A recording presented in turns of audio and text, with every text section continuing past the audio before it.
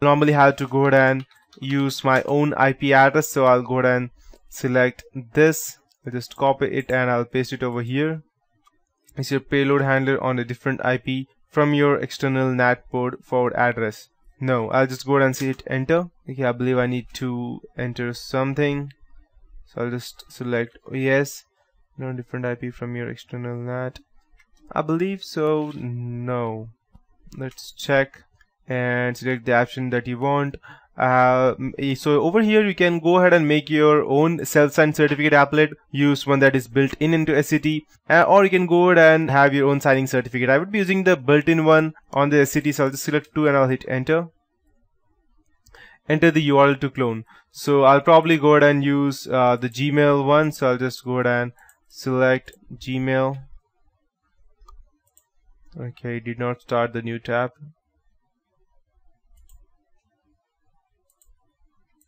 Gmail.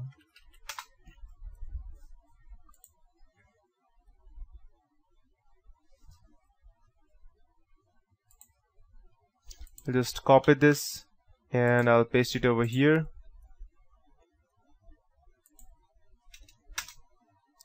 So this would be going ahead and cloning this website. So what I need to do is that I need to go ahead and forward my IP address to that person, and as soon as he clicks on that link, he will be getting something that that he needs to go ahead and run this Java. And over here it's asking me which one do I want to run. If I go ahead and select one, it will go ahead and open the command prompt, but I don't want a command prompt because I have my interpreter shell which can do much more than just command prompt. So I'll just select 2 and I'll hit enter.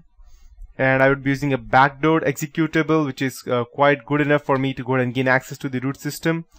Port would be the same, that's 443.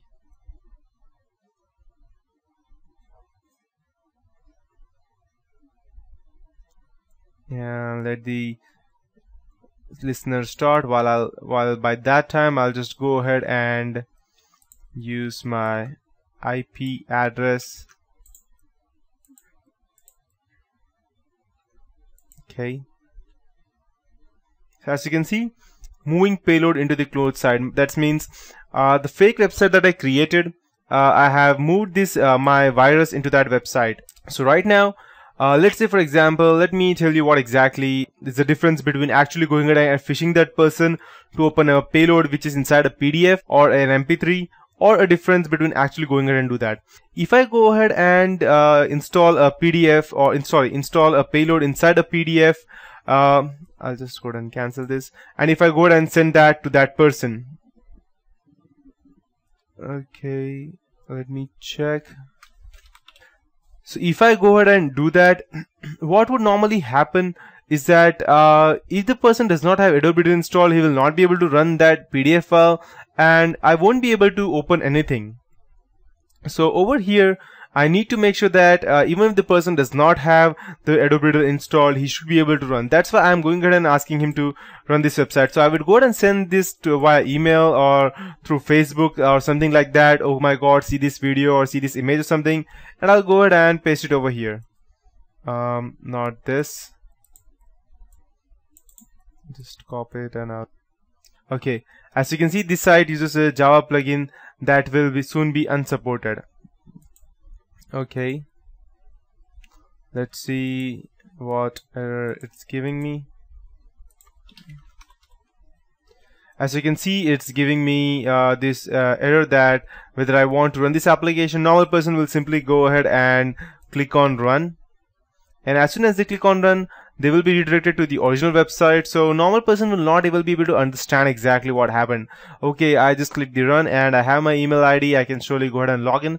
But what they don't know is that I have my interpreter session open over here. As you can see, I have sent my stage to that specific website and my session has been opened. So I'll just go ahead and select sessions 1 L and I'll select I and 1, and my session has started. Okay, I believe multiple sessions were opened. Okay, perfect. So, but there is a catch to this specific error. If I go ahead and close this thing, I'll show you what happens exactly. As you can see, if I go ahead and type something over here, let's say ls, it will still work. The reason being that even though my Meterpreter session was closed, there is still the Chrome still runs in the background, and that's why my thing is running. But if the person comes and sees in his for some reason, if he goes ahead and opens his task manager, he will see that so many command lines and so many PowerShell are still running. So he will probably try to go ahead and run everything, go ahead and close everything over here.